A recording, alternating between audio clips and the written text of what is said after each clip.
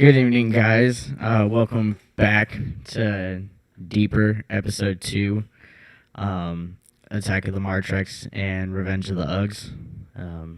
Please don't copyright me for that. Obviously, I go by the name of Martrexx. What's up, guys? I'm UGGZ.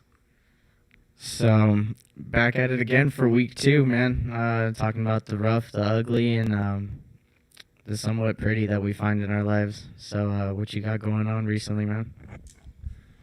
A bunch of staying home, staying safe, bunch of music. In Deeper Talks, we will try to cover all of the weekly updates as well, just as a kind of info for people getting new. Anything that you'll want us to talk about or we don't know, definitely feel free to let us know. We have kind of a good list today, somewhat slightly more organized than last time. So my quarantine, I guess we're still in quarantine technically for you international people over here. I know they say Texas is real bad, and it is, but a lot of people are being as safe as possible. So hopefully this shit goes away soon. Yeah, I'll definitely see a fucking show by, like, next year. I've already given up hope on it, so it's all good. Never give up. Never surrender. For all you boomers out there, don't lose hope. We got this. I still have to do all the tags real quick. We're going to talk about a few things. Let me pull up the list as well, because at the moment, I don't know which one I really want to start with yet. What are you doing this last week? Any good music coming up? Any festivals that you're going to play, headline? Yeah, definitely. Friday night, Midwest Raves is going down. You're playing that also, so. Yes, I am. Big shout out. It's going to be super fun, actually.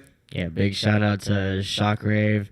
Also Under the Radar for sure on that one, and of course the main lady herself that's putting on this event, Ultraviolet, and big shout out to you, and fucking love you for that.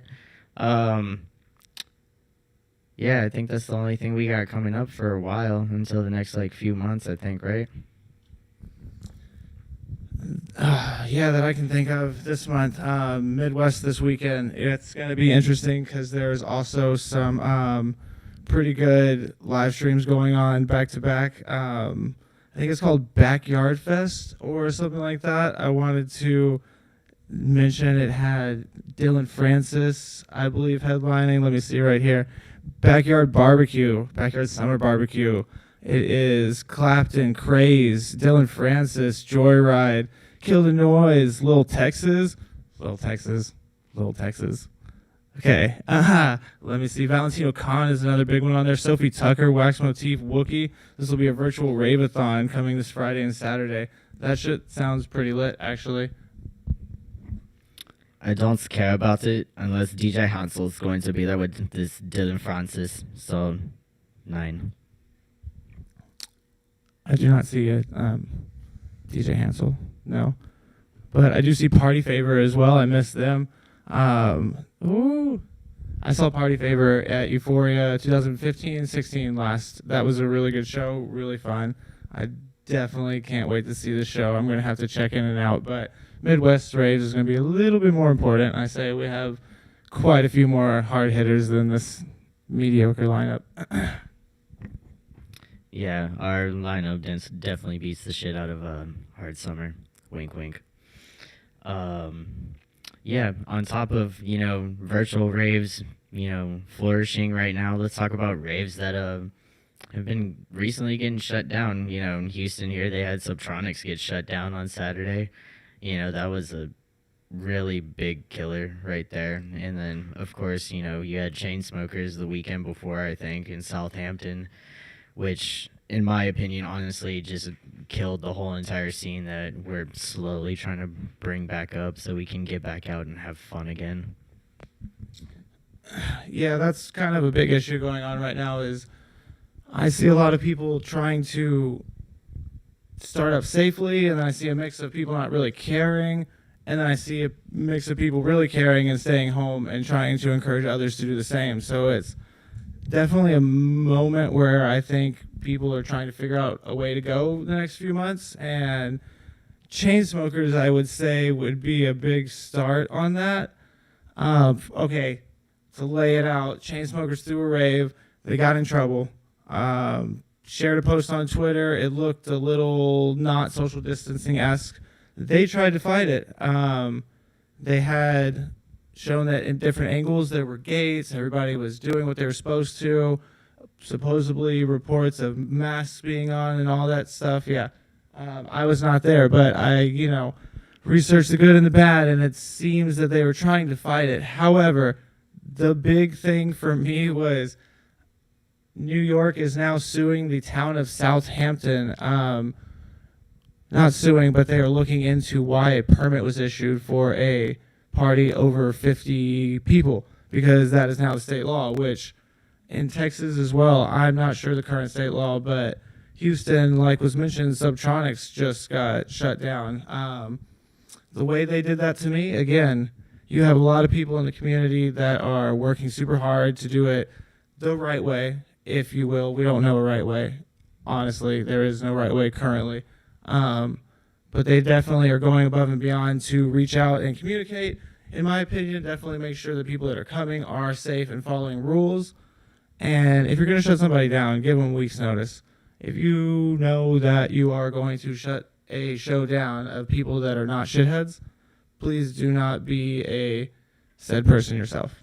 That's quoting Alex. Hope I don't get shit for that, but I don't think I will, because that's just my opinion. And I think others may or may not agree, but definitely the way it was done, in my opinion, could have been done differently. Yeah, I agree on that. I mean, it was definitely pretty bad.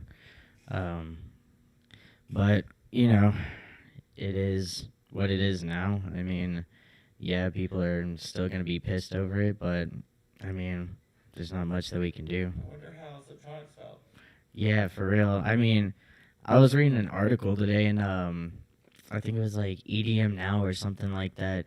There was an underground illegal rave that they threw, like, I think it was somewhere in Brooklyn this past weekend, and they talked to the DJ about it, and he was like, yeah, no, like, it was not worth it at all, even though, like, I've been locked up in my house for 6 months, it's just, still, it was not worth it, and even if they had, face masks and hand sanitizer, it still wasn't enough in people's opinion. Yeah, again, I see a lot of different sides. If you're going to be out and playing, do it safe, and let's get a normal, please, because we need music in our life. We are all searching for that normal. So those of you trying and doing it safely, much love, and please do it safely. For those of you staying home and encouraging others, also much love. Let's get through this together. That's what I keep hearing, but also what I think needs to be felt. It's not gonna end, but we live forever. You know what I mean? Like we started out, it's mentality. We're gonna beat this. So when people are staying home, do you see a lot of DJs dropping new music? I think, everybody said that they were going to work on a lot of tracks and whatnot. I today heard, I think, like 3 Joyride songs that I've never heard before through some Pandora Shuffle. And, maybe I've been focused on other things, but I was like, dang. Anybody kind of pique your interest recently? Yeah, definitely the top 2 on my list. Definitely Scafetta. Scafetta's been dropping banger after banger after banger, and it's not going to stop. Bro, I cannot keep up with all the songs that are fire on that page, man. Props. Bruh, they're all fire. No, it's daily. It's end of conversation. Daily. And then also another one, shout out to the homie Metallic. Pretty sure he's throwing down his EP pretty soon. He's got a few IDs that he hasn't released yet, but I'm super stoked for him. What about you, bro? Man, again, I've been, no lie, focused on a bunch of house stuff. So, the Pandora Shuffle and things like that I hear. Definitely some, again, I got to give props to that Joyride song I heard earlier that I'd never heard. What's up, Ian? What's up, Sean? Hope you guys are doing well. Thank you for tuning in. We really, really can't wait to play live music like we were saying. And there are some states that are doing it well. Georgia, I think, has a couple of shows coming up. I'm interested to see exactly live stream footage because that's about how close that I'm going to get to this one. However, shout out to all the homies that are going to go and try to do the right thing as far as be safe and bring some live music to y'all. I wonder how the laws over there are. Are they a little bit more lax?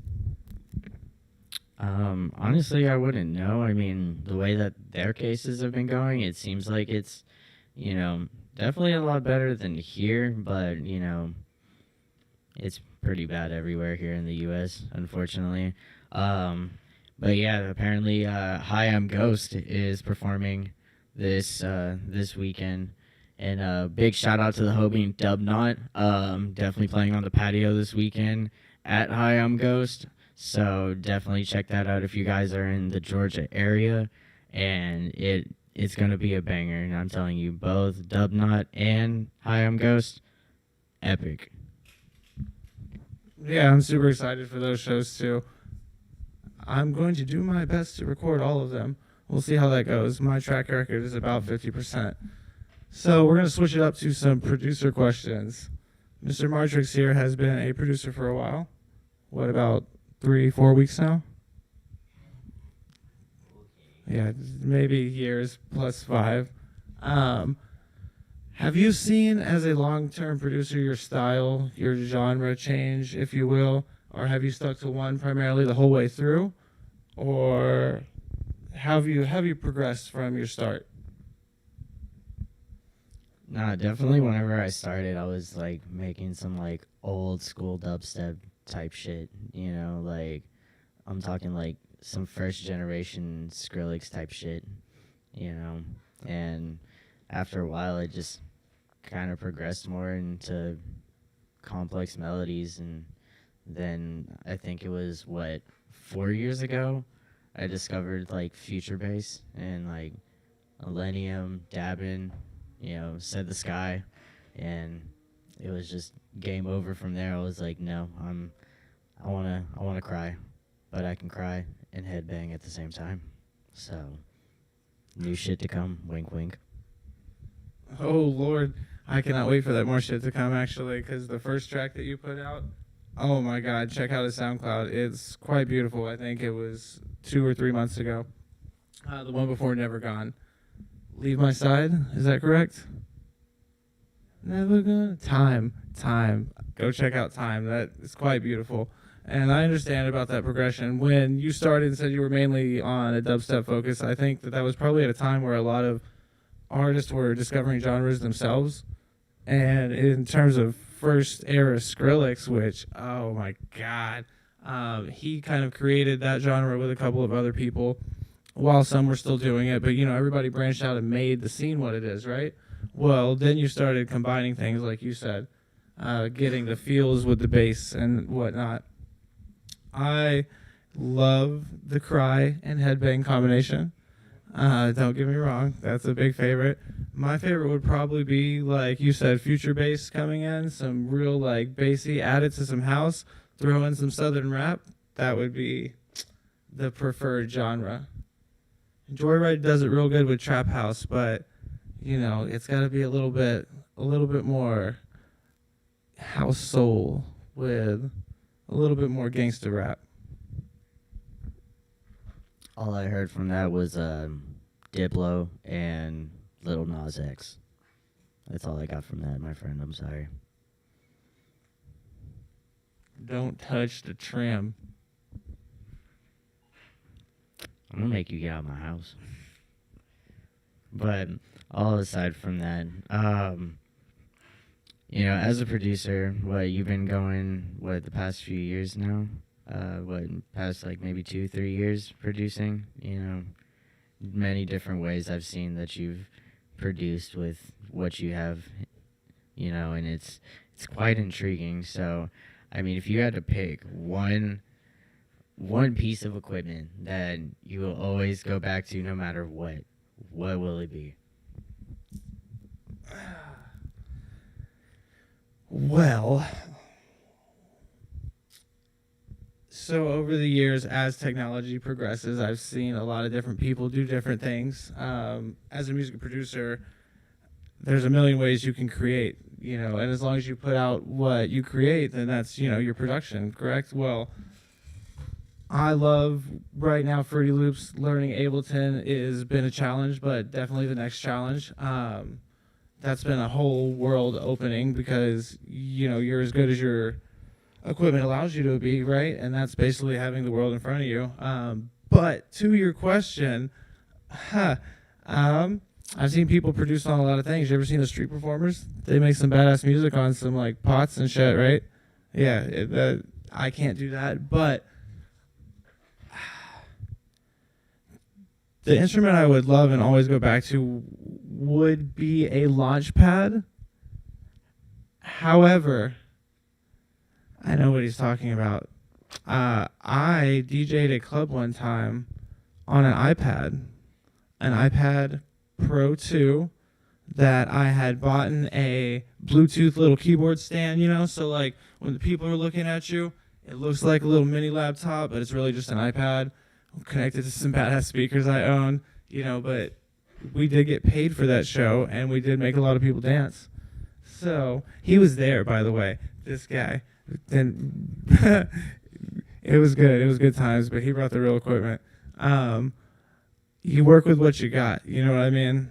Like, definitely work with what's available. If you're low income, no income, whatever, down, out, up, use the means around you to be able to create and express music the way that you want to. You know what I mean? So, like, whether you're a kid on guitar band learning shit, learning keys, that's great. Make some stuff. You might blow up. Justin Bieber did. Woo, woo, believer. Just kidding.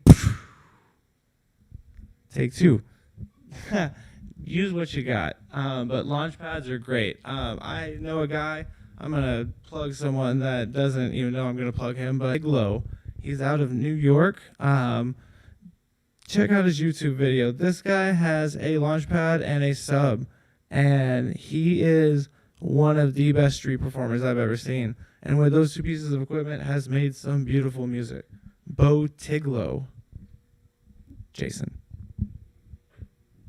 Fucking Bo Tiglo. I mean, what would I take as my, like, one instrument always? I don't know, probably my MIDI keyboard, the 25 key Arturia. Oh God. But Dad, I don't want to be in show and tell. Here's the show and tell. I will take that motherfucker anywhere with me, no matter what. And it'll always suffice me for the rest of my life. Beautiful. Thank you to my lovely assistant, Shannon. But, yeah, you can never go wrong with just a MIDI keyboard. But like Uggs was saying, just work with what you got. Look, there have been people that, what was that one, those group of producers that they worked in, like, the bottom of a house. It wasn't even, like, a basement or anything like that. It was just, like, a straight up, like, hole under the house because they couldn't, like, afford soundproofing or anything like that, and that was the most quiet place in the house. So they would go, I think it was called like the dungeon or something like that, and they would go and record down there, and some of the greatest hits that you could ever think of were recorded in the dungeon. So it's beautiful. Work with what you got, man.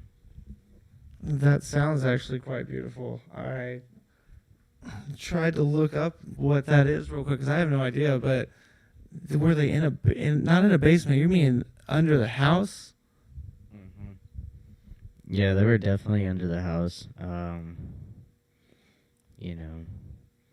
It was apparently Big Boy from Outkast sat there. It's a house in Atlanta, and yeah, it was just completely underground. Like, and they would record because it was the most quiet place to ever get vocals at, and like it didn't even suffice once they moved to like an actual studio with real soundproofing and shit. Now I have a different picture. I can totally see that. You dig a hole under the ground, everything is silent, deafening almost. I'm pretty sure your acapella beats and whatever you want to produce would sound pretty nice on there to record for sure. That makes a lot more sense. That's pretty interesting. Have you guys seen any interesting quarantine production ways recently? I'm going to shout out Sue out again. Just, let's go. Deeper Talks one day will be live in Colorado walking the mountain hiking trail with a bass strapped up to us. Future, he doesn't know this yet, but it's happening. Love you, Suat. Check out DJ Suat. I'm gonna make sure that's strapped to you, to the front of you, just like a child. 'Cause I ain't having no kids, so don't put that on me. Aren't you the young one here?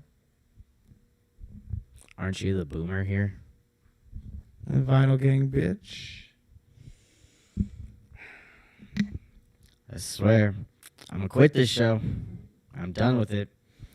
But back to the real issues. Thoughts and prayers always for Beirut. What happened today? Apparently, what was it? It was a ship that was coming into the port, and it was carrying fireworks. And I mean, at one point, I think I heard that they was carrying like a bunch of gunpowder. That's what caused the whole big disruption. I mean, a lot of people got fucked up from that, so prayers out to them for that shit, dude. Yeah, I don't really have much more on that. I have no idea what happened. I saw the video and that's about all that I could see. Immediately the blast of smoke is all that I saw, and I was like, what? But then I happened to look back and then saw all the houses being torn apart, and I was like, oh my God, I can't watch this anymore. So yeah, thoughts and prayers and much love go out to that whole city. I do not know what happened, but I know that was a big blast. And with that, I always wait a day personally, because I there's a lot of facts coming in and all these people, and it's just like I need to let them sort through it before I start reading through it. Sometimes I need to sort through it myself, you know what I mean? For sure. Music helps me do that a lot. Sometimes I will sit there and blast my house out. Basically, they hate it sometimes, but turn up the bass. But do all your chores, anything you got to do around the house, especially if you're trying to stay in. I definitely recommend taking an hour and Pandora or Spotify shuffle. Yeah, I agree with that. That's the easiest way to do it. Just try to clear your head, and I mean, it sucks that there's so much negativity that's going down in the world. Like it's, everybody tries to catch back up, get the positivity back going, and it just gets shot right back down because there's always something. I mean, is this what is supposed to happen in level 8 of Jumanji? I mean, as much as I don't want to say it, like, I hope not, because that's fucked. No, I don't like it. We are gonna be okay, because there ain't no Jumanji game gonna take us the fuck down. Let me tell you that. Any badass mosquitoes come, boosh, hit them with some fed bass. Yes.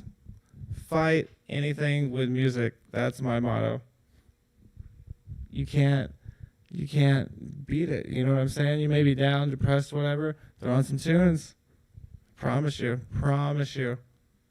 I've seen all these live streams coming from the house, and like definitely been weighed on mentally, but there's been some awesome performers. Hell, I've met DJs all across the nation. You know what I mean? From this, it's definitely take the good with the bad. Look at this. Brand new sweater. Says Martrexx. Looks sexy. We're gonna be okay. And the boomer strikes again.